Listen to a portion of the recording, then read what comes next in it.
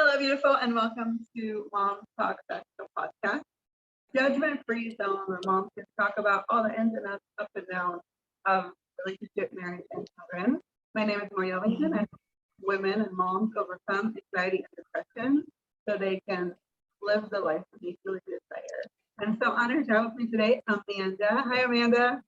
Hi. How are you? How about you introduce yourself to our people?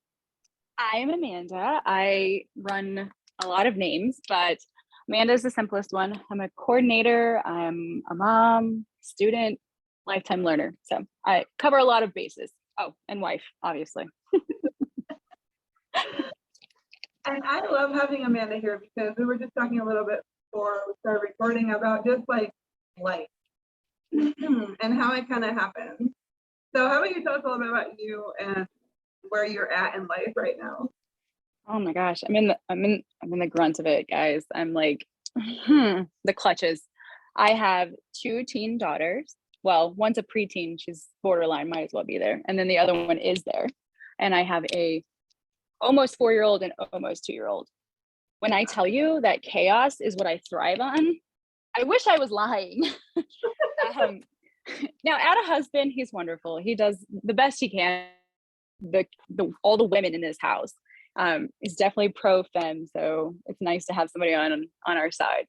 But it's nice for me to have somebody on my side because when there's 4 of us and there's only 2 adults, like, you know, we gotta be a team. We have to work together because it's us against the kids. Like, we can't survive without each other. Right. And I think it's not gonna work. Right. And I think one of the biggest things is when the parents aren't like a team, you know, and I think maybe that's when stuff goes downhill for a lot of relationships. So what do you do to stay a team with your man? So with us being almost 10 years together, only 6 married, but almost 10 years together. Like, let's be fair. In today's time, that's an accomplishment. But I will tell you that bottom line is our communication. That's one thing that we work harder than anything else at. I mean, yes, our sex life is great, obviously, but like communicating in every aspect, that includes your sex life, that includes your kids, that includes schoolwork, work, like whatever it is, you have to communicate. If you're not in therapy, like the next best thing you have is your spouse or your partner. Like, they are the ones who are with you. They know what's going on. You don't have to explain yourself. You just gotta communicate. Hey, it's been a rough day. I need you to like, you got first bat. Like, you're going. It's not me. I love it. So no, you're good. I was gonna, with all this stuff around you and so many children, how do you do that, right? How do you find time to create that space? Because I know, right, it's hard. It is.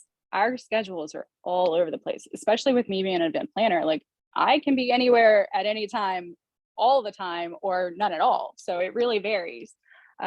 Luckily, we have managed to strike a balance where he works Monday through Thursday, Friday, Saturday, Sunday. So that kind of gives all of us, you know, a little time to somewhere along the line catch up with each other. But then, you know, just being able to have that flexibility and go, okay, today it is Tuesday at whatever time. All right, we need to sit down. We need to just run through the week real quick and just make sure that we're hitting all the high points. Make sure I haven't missed anybody or anything, because we have triple, quadrupled booked ourselves so many times. It's unbelievable. So we take that time. You have to be intentional about it too. It's like, you know, you can text, hey, we need to talk this afternoon, nothing crazy, or, you know, no pressure. Don't feel like I must attack you. Because, you know, those conversations can lead to like all kinds of thoughts that aren't necessary. It's just like, hey, we need to run through the schedule, get to the point, just make it simple, cut and dry.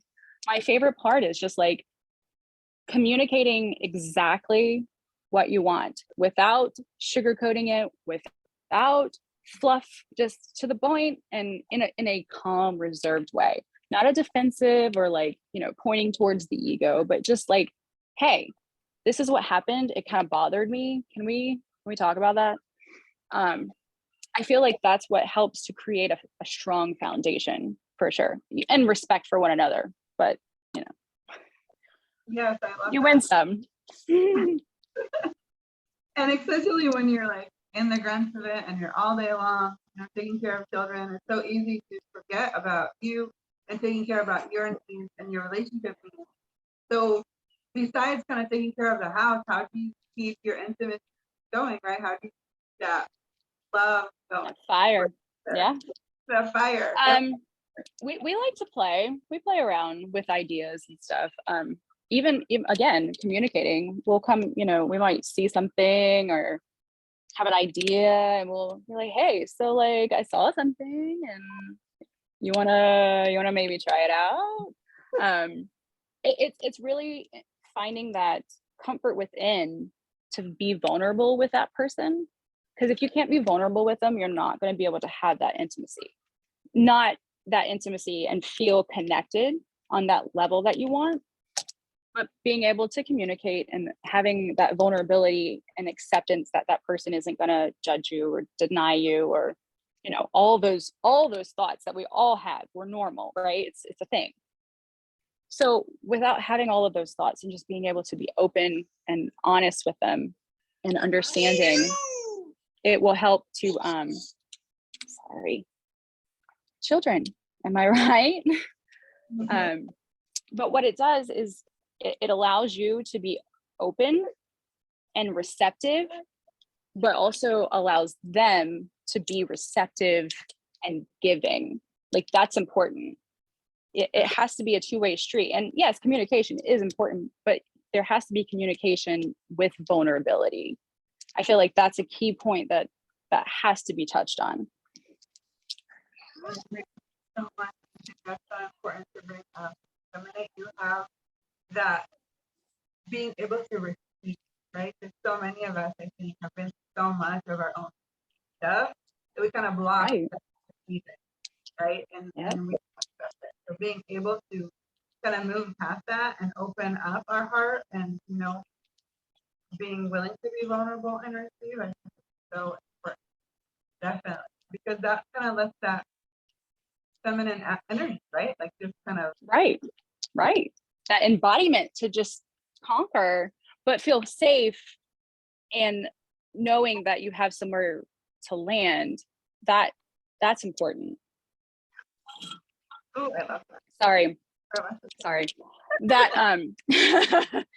you have to have that. Like, you have to have the foundation first, because without it, you will not only feel vulnerable, but you're going to be stuck in your head about how vulnerable you're being, and then like the whole moment, it's ruined, it's done, it's over.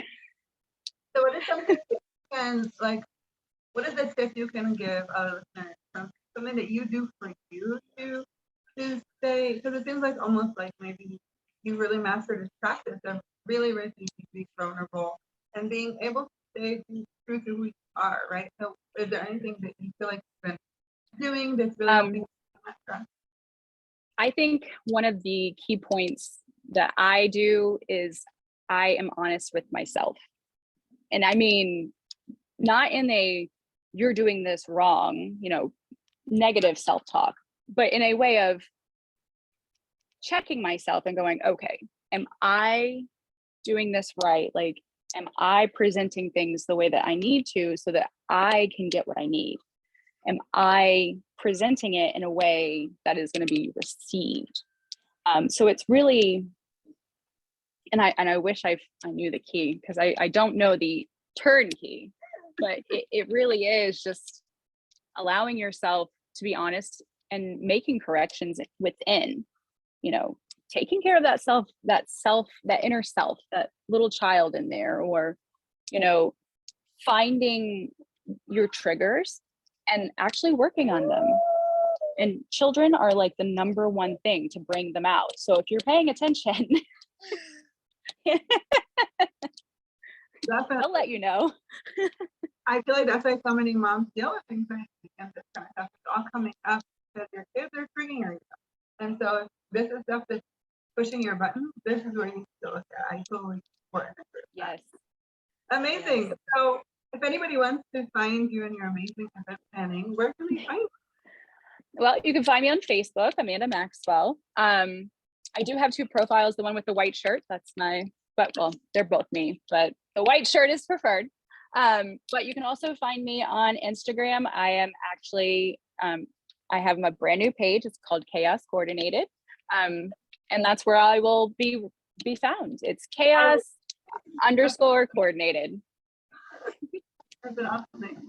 Well, thank you so much for being with me. This was such an amazing conversation. Absolutely. I really appreciate it. Yes, absolutely. Anytime, honestly. Like, this was so fun. Well, thank you guys for listening, and we'll catch you again next week.